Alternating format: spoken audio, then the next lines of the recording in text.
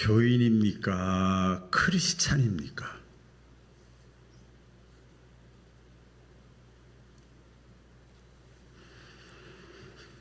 종교인입니까? 그리스도인입니까?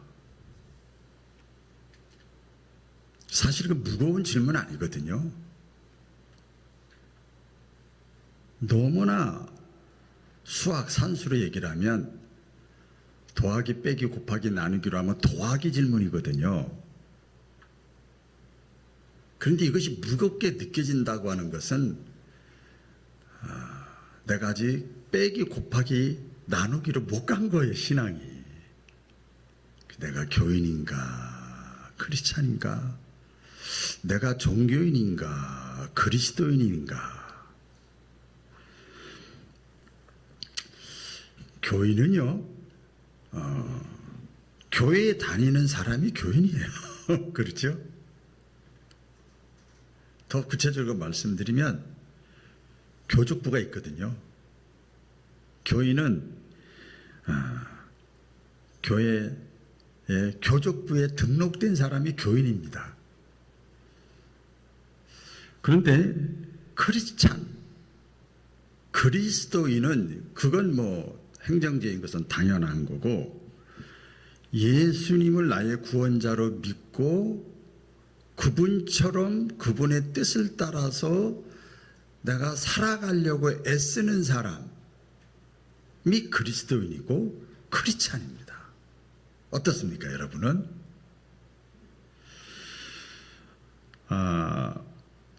사도행전에 보면 예수님의 제자들이 이렇게 있는데요. 예수님 따라다니고 막 그랬잖아요. 그리고 예수님 십자가에 죽으시고 부활하시 승천하셨잖아요. 그리고 나서 성령 받은 사람들이 막 복음을 전하고 막 이렇게 여기저기 교회가 세워지고 했는데, 사람들이 그 주변 동네 사람들이나 지역 사람들이 예수님의 제자들을 향해서 그리스도인이다, 크리스찬이다, 뭐 그리스도인이다 이렇게 말을 안 해요. 예수를 따르는 무리들이다 그랬어요. 근데 안디옥이라고 하는 지역에서 또 가만히 보니까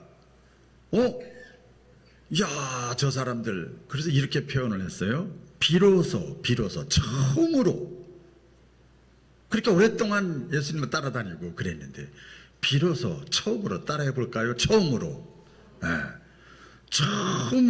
안디옥에서 예수님의 제자들이 그리스도인이라 불려 지었더라 그랬어요. 크리스찬이다, 그렇게 사람들에게 인정을 받았어요. 그러니까 실제적으로 겉으로 드러나는 그 이름이나 신분이 아니라 그들의 삶이, 제자들의 삶이 이제 예수님을 닮아가는 삶으로 이렇게 살아가는 모습을 보고 그리스도인이다 이렇게 불려졌어요. 그래서 신앙이라고 하는 것은 단순한 교회 출석이 아니라 정체성이에요. 여러분 다 살잖아요. 직장 다니고 가정주부로 하고 다 살잖아요. 학교도 뭐 살잖아요. 그런데 그 내 삶 정체성이 바로 그리스도인의 모습입니다. 저와 여러분들이 예수 믿기 전이 있었을 거예요. 모태신앙도 있지만 그때 예수님에 대해서 어떻게 생각을 했습니까? 보통 일반적으로 이렇게 보면 예수님 좋은 말씀을 하시는 분이야. 그리고 종교 지도자 중에 한 사람이야. 세계 4대 성인 중에 한 사람이야. 저 이스라엘 서양에 거기 뭐 기독교의 교주야. 그렇게 예수 믿기 전에 다 그렇게 생각해요. 얘기를 나눠보면 다 거기서 더 이상 진전이 없어요. 여러분 처음부터 예수님은 나의 구주이십니다, 구원자이십니다, 그렇게 믿고 교회 나오는 사람 한 사람도 없습니다. 마치 이 병원 가기 전에 나는 괜찮아. 여기가 이렇고 저기가 저렇고 저도 참 이제 나이가 드니까 여기저기 자꾸 뭐 이렇게 되는데 병원 가기 전에는 난 괜찮아. 이 정도면 다 그렇게 사는 거지 뭐. 그렇게 하다가 그래도 가봐. 그래서 정밀 검사를 받고 나서야 내가 이런 병에 걸렸었구나. 저도 2주 전에 정밀 검사를 처음으로 평생 받아봤어요. 싫다고 그랬는데 자꾸 하라고 그래서 자꾸 시원찮으니까 하라고 그래서 했는데 이 검사 결과지를 보니까 똑같이 정상으로 나오다가 뻘건 게 몇 개 있더라고요. 뻘건 게 7, 8가지가 있더라고요. 이렇게 다. 이것은 당장 병원에 가야 되는 일이래요. 참네. 어쨌든 간에 내가 이런 병에 걸렸었구나. 이런 것이 있었구나. 그래서 가장 간단하게 B형 가면 항체가 전혀 없는 거예요. 저만 없는 줄 알았더니 같이 없어. 그래서 그저께인가 어저께 보건소에 가서 둘이서 3번을 맞아야 된다. 그래서 한 번 이렇게 맞았습니다. 병원에 정밀 검사하기 전에는요, 다 괜찮은 줄 알아요, 자기가. 예수님도 그렇습니다. 우리가 믿기 전에는, 예수님이 믿어지는 그 은혜가 받기 전에는요, 예수님이 필요 없어 보여요. 믿을 필요가 없는 것 같아요. 다들 예수 믿지 않고 그냥 교인으로도 교회도 안 다니고 사는 사람들이 많은데 괜찮아. 이러다가 나중에 이제 깨닫고 나면요, 이제 발견하고 나면 이제 이런 고백을 하는 거죠. 예수님 없이는 내 인생이 아무 의미도 없구나. 예수님 아니면 안 되겠구나. 깨닫고 나면. 그래서 우리가 그때 그게 바로 중생 체험이라고 그러잖아요. 두 손 들고 눈물, 콧물, 화장기 다 지어가면서 주를 위해 살겠습니다. 이러잖아요. 이러다가 체험하신 분들 많이 계실 거예요. 오늘 본문에 보면 기독교 성경의 가장 요약이라고 하는 말씀인데요. 초신자에게 주시는 말씀이 아니에요. 아까 제가 처음에 싹 질문했더니 얼굴색이 약간 다 긴장되더라고요. 이렇게. 그러니까 교회는 다니고 직분은 받았지만 긴장한다는 것은 당연하게 여겨야 되는데, 그렇지만 나 그리스도인인데 크리스찬인데 이래야 되는데 순간적으로 얼굴이 경직됐다는 건 오늘 말씀을 들을 필요가 좀 있지 않나 생각이 됩니다. 내가 예수님을 믿어야 되는가? 지금 이 시대에도 예수님을 믿어야 되는가?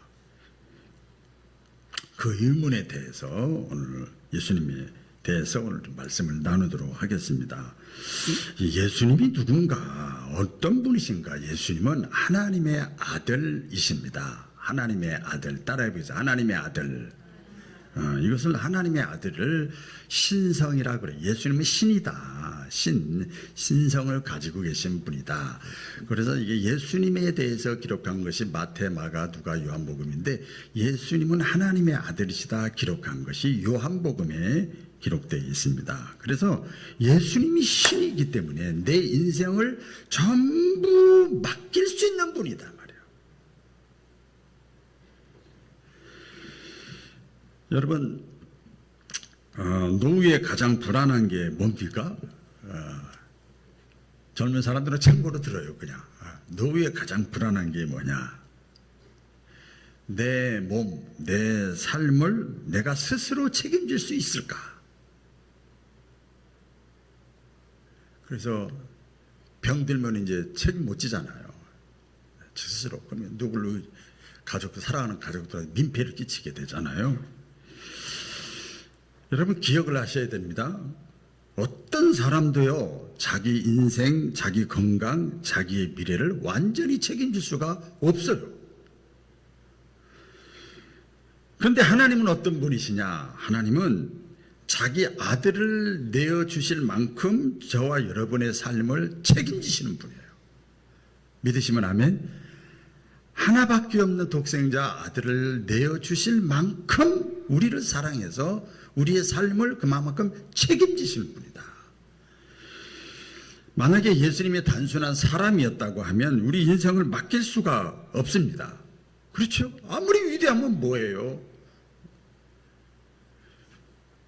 그러나 예수님은 하나님의 아들이기 때문에, 신성을 가지신 분이기 때문에 저와 여러분의 삶을 끝까지 책임질 수 있는 분이다. 그래서 믿음이라고 하는 것은 단순한 종교 생활이 아니라 내 인생을 맡기는 거예요. 그래서 사실은 아까 제가 건강검진 얘기했는데 그랬어요. 안 가! 난 안 가! 나 괜찮아! 안 간다니까! 병원 종합검사 안 받아! 2년에 한 번씩 건강검진 받으면 됐지. 안 간다고! 막 치닥치닥 하다 갔어요. 하나님이 필요하면 데려가는 거지. 막 자식하고 막 실랑이를 벌인 적이 있었습니다. 요한복음 3장 16절에 그렇죠. 하나님이 세상을 이처럼 사랑하사 독생자를 주셨으니 이는 그를 믿는 자마다 멸망치 않고 영생을 얻게 하려 하심이라. 이게 뭐예요?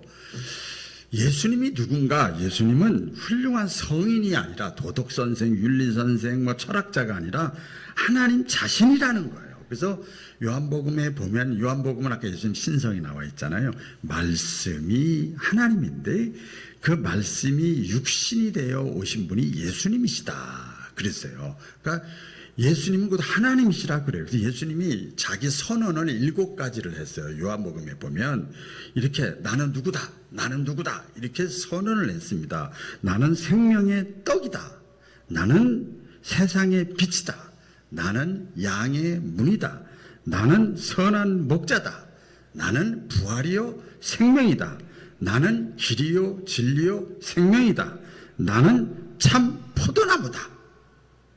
예수님이 그렇게 말씀을 하셨어요. 선언을 하셨어요. 여러분, 어떤 사람이 물에 빠졌을 때 구경만 하면 아이고 이거 어떡하지, 아이고 안타까워, 아이고 누가 건져주지, 그 사랑이 아니죠. 빠져나와 빨리 이렇게 말만 해도 역시 그건 사랑이 아니죠. 그죠? 직접 물속으로 들어가서 건져내야 그게 진짜 사랑이잖아요. 그게 한 비유가 되겠어요. 마찬가지입니다. 하나님은 저 인간들 참 불쌍하다, 안타깝다, 하늘에서 말씀만 하신 분이 아니라 불쌍하고 안타까우니까 자기 아들을 보내셨어요. 그것도 가장 귀한 아들을 보내셨어요. 그래서 예수님은 위대하신 분이다, 그걸 뛰어넘어서 하늘과 땅의 권세를 다 가지신 분이요. 그래서 저와 여러분의 구원을 완성하신 분이 예수님인 것을 믿으시기를 바랍니다. 예수님은 하나님이시다. 따라해보겠습니다. 예수님은 하나님이시다. 예, 신학교 가면은요, 대학원 가면 1년짜리를 지금 5분 만에 끝낸 겁니다. 1년 동안 할 거를 5분 만에. 그 다음에 두 번째 보면 왜 우리가 예수님을 믿어야 되는가 하면요, 예수님은 우리와 같은 사람입니다. 사람. 인성이요. 예, 인성. 그래서 아까 마태, 마가, 누가복음, 요한복음은 신성이고 마태, 마가, 누가복음은 공감복음이라고 그래요. 보는 관점이 공통적이다. 예수님의 인성을 말씀했어요. 왕으로, 섬긴 종으로, 우리와 똑같은 인자, 사람으로. 예수님은 그렇게 표현을 하신 거예요. 그렇기 때문에 여러분, 예수님은 인성을 가지신 분이기 때문에 우리를 이해해 주시는 분이야. 충분하게 이해해 주시는 분이야. 공감 능력이 있으신 분이에요.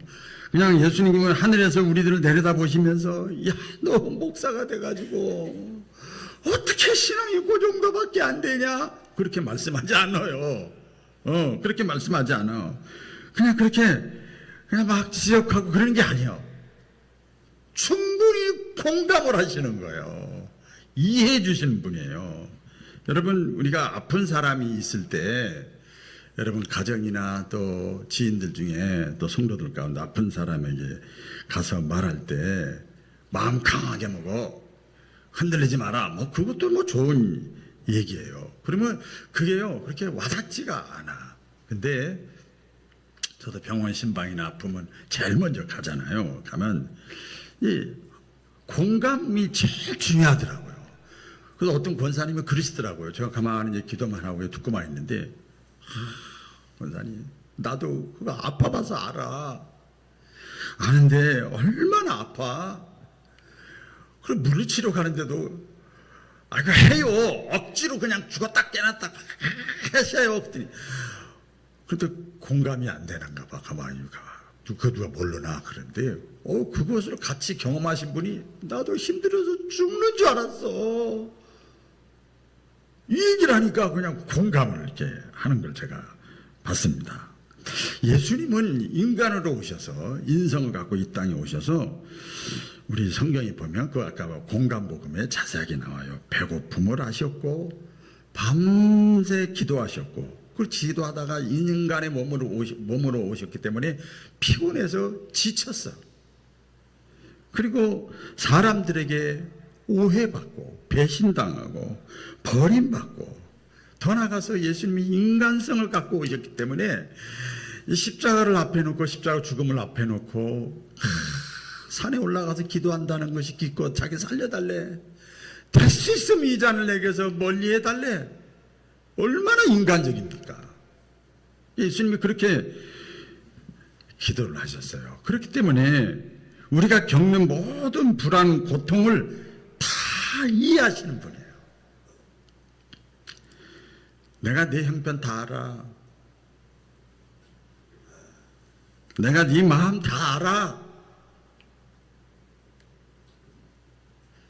그래서 어떤 분은 옛날에 저 오래전에 목회할 때 어떤 차문자 권사님이라고 그분은 새벽마다 제 발 뒤에 가서 그냥 2, 30분 기도하다가 하는데 기도 내용이 똑같아. 뭔지 아세요? 아시네. 새벽에 나오냐면 저 전남 신안 사람인데 아들도 안 믿고 딸도 안 믿고 손주들도 안 믿고 아무도 안 믿어. 자꾸 사는데 아시지라고. 제가 기도하다 막 웃겨가지고 웃은 적도 많아. 어떻게 기도를 저렇게 하나. 아시지라고. 계속 그 기도만 하시더라고요. 아시지라고가 기도. 지라고. 이러면서 기도요. 하나님이 다 하시는 거예요.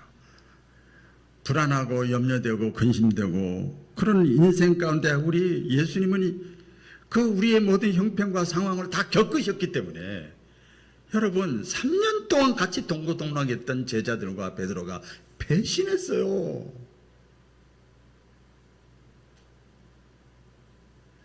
그 주님이요 우리가 살면서 겪는 모든 것들을 다 겪으신 분이에요. 마태복음 1장 28절 이하의 말씀에 보면 예수님의 탄생 이야기가 나오잖아요. 보라 처녀가 잉태하여 아들을 낳을 것이요 그 이름을 임마누엘이라 하리라. 임마누엘이 뭐죠? 하나님이 어떻게 한다고요? 우리와 함께 하신다. 따라하기에서 함께 하신다. 하늘에서 명령만 하시는 분이 아니라 우리와 똑같은 사람으로 오셔서 모든 형편과 똑같이 배고픔을 하시고 피곤함을 하시고 안타까움을 하시고 눈물을 흘리셨고 억울함도 외로움도 다 아시고 함께 하시는 거예요. 아이를 키워본 부모는 알잖아요. 말로 설명하는 거 야야 너 이래라 그런 것보다 그냥 같이 그냥 안아주고 막 그러니까 아빠보다 엄마가 더 좋다는 게 맞아요. 같이 울어주는 거야. 같이 겪어주는 거예요. 그게 가장 큰 위로죠. 마찬가지입니다. 우리 예수님도 너 힘들지. 그것만 들어도 여러분 그냥 기분이 좋아. 확 살아나요. 그런데 예수님은 직접 우리와 같은 인생을 살아보신 분이에요. 그래서 히브리서에 보면 믿음장이잖아요. 이렇게 표현합니다.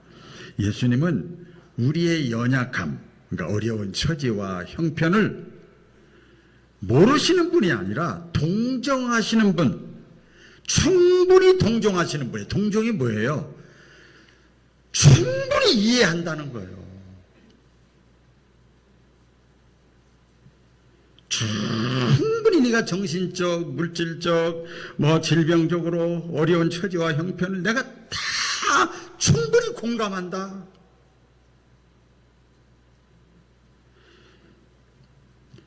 우리의 약함을 모르는 척 하시는 분이 아니라 임마누엘로 늘 함께 하시는 거예요. 그래서 예수님의 인성이 우리가 예수님을 믿어야 될 또 하나의 이유가 되는 줄로 믿습니다. 그리고 우리가 예수님을 왜 믿어야 되느냐, 이제 신성과 인성을 또 1년짜리를 또 한 7, 8분에 마쳤습니다. 예수님이 여러 가지 일을 하셨잖아요. 그렇죠? 귀한 사역을 하셨는데 예수님이 십자가와 구원이라는 사역을 하셨어요. 그러니까 이것이 우리의 마음에 뭐라고 그럴까요? 죄책감이나 죄의 무게나 짐을 다 내려놓는 순간이에요. 예수님. 그래서 우리 기독교로 상징하는 게 뭐예요? 십자가잖아요. 십자가잖아요. 여러분, 사람이 늙어가면서 나이 먹어가면서 제가 보니까 좀 이렇게 무거워지는 것이 짐가방이 아니고 집안에 뭐 짐도 무거워지지만 마음의 짐이더라고요. 그게 뭔가 하나하나 보면 뭐 구체적인 예화는 들 수는 없습니다만은 후회가 돼. 껄하는 거죠. 그리고 미안해. 그리고 억울해. 그리고 용서하지 못하는 마음이 있어. 그리고 내 자신에 대한 실망. 이게 마음의 짐이에요, 짐. 그런데 이 짐은요, 아내도 남편도 자식도 그 누구도 대신 짐을 져줄 수가 없어요. 그런데 예수님께서 십자가상에서 그 짐을 대신 져주신 줄로 믿습니다. 그래서 예수님이 뭐라고 그랬어요? 내가 나에게만 와. 내 속에 쏙 들어와. 내가 다 이루었다. 예수님이 말씀하시는 거예요. 그러니까 죄의 문제, 아픔의 문제, 부끄러운 문제, 수치의 문제, 두려움의 문제 내가 다 이루었다. 그래서 예수님께 맡기고 나면요, 예수님을 포도나무 예수님께 아까 딱 접붙임하고 나면요, 당장 뭐 자식이 변하고 갑자기 돈이 많이 생기고 갑자기 무슨 문제가 해결되고 환경이 달라지진 않는데 여러분 갑자기 어떻게 되죠? 마음이 평안해지고 마음이 기쁨이 막 생기고 그리고 가벼워지고 그리고 담대해지고 그 다음에 막 입에서 감사가 나오고 막 찬양이 나와요. 이것을 신비한 영적 체험이에요. 이게 막 나오는 거예요. 성경에 많은 분들이 있지만 사도 바울이 잘 알잖아요. 복음을 전하다가 주일하다가 매 맞고 감옥 갇히고 고난 일 당하고 배신당하고 막 그러잖아요. 근데 사도 바울이 감옥에서도 편지를 썼어요.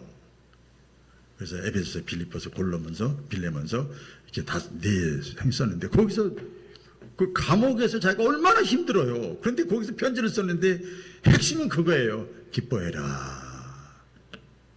감사해라. 기도해라. 찬양해라. 사도 바울이 그랬어요. 사도 바울이 마음속에 뭐가 있냐? 나를 위해서 내 모든 죄짐, 억울함 다 지신 예수님이 내 속에 있으니까. 여러분, 예수님께서 이 땅에 오셔서 하신 일들이 많이 있죠. 병을 고치시고 기적들을 행하시고 말씀을 많이 전하시고 다 중요해요. 그런데 가장 위대한 사역, 중요한 사역이 뭔가 하면 저와 여러분의 죄를 대신해서 십자가상에서 대신 죽어주신 거예요. 할렐루야. 대신 죽어주신 거예요. 빚을 진 사람이 있어요. 그런데 아무리 내가 열심히 일을 해서 저축을 하고 병원에 안 가고 그래서 아무리 돈을 모아서 갚을래도 10년 만에 갚아야 되는데 100년을 지나도 갚을 수가 없어. 그때 누군가가 옆에 와서 이 얘기하는 거예요. 내가 그 빚 내가 다 대신 갚아줄게. 그리고 정말 빚을 갚아주면요 그 사람이 단순히 아유 고마워요 요 정도가 아니야. 그 사람은 내 생명의 은인이야. 우리 인간이 이 땅에 살아가면서 해결할 수 없는 거 딱 두 가지 있어요. 인류 역사적으로. 죄의 문제 해결하지 못하고 죽음의 문제 해결하지 못해요. 근데 그 문제를 평생 애를 쓰고 노력해도 갚을 수 없는 죄와 죽음의 문제를 예수님이 다 해결해 주신 줄로 믿습니다. 십자가상에서 다 해결해 주신 거예요. 마찬가지로 우리의 죄는요, 저와 여러분의 죄는 내가 착하게 살겠다고 막 다짐한다고 그래서 해결되는 것도 아니고, 내가 교회 열심히 아까 다닌다고 종교생활 열심히 한다고 그 죄가 해결되는 것이 아니고 예수님의 십자가에서 다 해결되는 줄로 믿습니다. 다 해결되는 거예요. 그래서 천사가 말하잖아요. 천사가 예수님께서 이 땅에 탄생하실 때 마태복음 1장 21절에 뭐라고 그래요? 그 이름을 예수라 하라. 이는 그가 자기 백성을 그들의 죄에서 구원할 자이심이라. 로마서 6장 23절에 보면 죄값은 사망이야. 영원한 죽음이에요. 근데 죄의 문제를 해결해 주신다는 거예요, 예수님이. 그래서 예수님을 다른 말로 복음이라고 그래요. 복음을 다른 말로 굿뉴스라고 그래요. 죄와 죽음의 문제를 우리가 해결할 수가 없어. 죄 때문에 영원한 죽음이 온 거거든요. 다른 이유가 없습니다. 예수님 우리가 믿어야 되는 이유는 간단합니다. 예수님은 저와 여러분의 죄와 죽음의 문제를 십자가상에서 다 해결해 주셨습니다. 믿으시면 아멘? 해결해 주셨어요. 자, 그러면 이제 어떤 면에서 이제 이론이라고 할 수 있죠. 자, 그러면 실제적인 겁니다. 지금도 내가 예수님을 믿어야 되는가? 그냥 크리스찬 말고 그리스도인 말고 그냥 종교인으로서 교인으로서 그냥 이렇게 다니면 안 되나? 꼭 내가 예수님을 믿어야 되는가? 여러분 보험 드는 거 있잖아요. 보험은 미래를 보장하는 것 같아도요. 사실은요. 보험은 언제 효력을 발생하죠? 네? 네, 사고가 나야 돼. 문제가 생겨나야 보험 효력이 발생하잖아요. 근데 예수님은요, 잘 들으세요. 사고 나기 전에도, 병들기 전에도, 죽음 이후에도 항상 함께 하셔. 항상 함께 하셔. 내가 아무리 힘들고 어려운 상황이 있어도. 사실은 지난주에 좀 마음이 아팠던 사건이 하나 있습니다. 바로 며칠 전인데요. 제 같이 공부했던 동기 목사이면서도 아주 친한 친구 목사님이 있습니다. 진도 장등교에서 목회하셨던 김대영 목사님이라고, 우리 교회 2006년도에 창립 예배 드릴 때도 그 다음날 오셨던 분이에요. 그 정도. 그리고 기공식 할 때도 축시를 이렇게 하셨던 분이고, 또 교육관 입당 예배 드릴 때도 축시를, 그 시인이거든요. 목사님이 또 하셨던 분이고, 우리 추대 예배, 교육관 추대 예배 할 때도 축시를 상황만 쭉 설명하면 일주일 동안 묵상해서 시가 나와요. 얼마나 깊이가 있는지요. 너무나 아주 가까운 친구 목사님이신데 돌아가셨어요. 그래서 동기가 있지만 또 동기 중에 친구가 있지 않냐. 근데 병원에서 한 1년 동안 있었기 때문에 교회가 없어요. 그래서 우리 몇몇 가까운 친구 목사님, 저를 포함해서 가서 장례를 다 우리가 다 처음부터까지 전부 치렀어요. 다른 분들은 왔다 가고 그러지만, 근데요, 함께 하는 것도 거기까지만이에요. 더 이상 함께 할 수가 없더라고요. 가정에서도 여러분 마찬가지죠. 여러분, 우리가 지금도 예수님을 믿어야 되는 이유가 있어요. 내가 불안할 때 꼭 붙잡아야 될 분이 예수님이에요. 내가 넘어졌을 때 다시 나를 일으켜 세워주실 분이 예수님밖에 없어요. 예수님께 물어보는 거예요. 예수님께. 내 인생의 마지막 순간에도 끝까지 내가 붙잡아야 될 분이 바로 예수님이에요. 누구 붙잡아요? 여러분 주변 보세요. 아내 붙잡아요, 남편 붙잡아요, 자식 붙잡아요, 부모 붙잡아요, 돌아가시는 분이요. 뭐 아무것도 붙잡을 게 없어요. 예수님이 과연 믿을 만한 분인가? 마지막 남은 한 가지죠. 사람이 마지막에 붙들 수 있는 것은요, 집도 아니고 명예도 아니고요, 지식도 아니고요, 자식도 아니고요, 예수님이세요. 내 마지막 인생 마무리를 내가 누구 손에 맡겼는가? 예수님 믿어도 되고 안 믿어도 되고 하는 분이 아니라 지금 당장 붙들어야 돼요. 자, 옆에 사람과 인사를 나누겠습니다. 지금 당장 붙잡읍시다. 예. 지금 당장 붙잡아야 돼요. 왜 그런 줄 아세요? 내일은 내 날이 아니에요. 여러분 수많은 계획은 있지만 내일은 보장이 안 돼요. 그래서 사도 바울이 그랬잖아요. 너희가 잠시 움직이고 살아있을 때 구원받을 기회를 놓치지 말아라. 예수님 말씀하셨어요. 우리 기독교는 종교를 선택하는 것이 아니라 구원자를 만나는 거예요. 예수님 잘 믿으시기를 주의 이름으로 축원합니다. 기도하겠습니다. 하나님 아버지,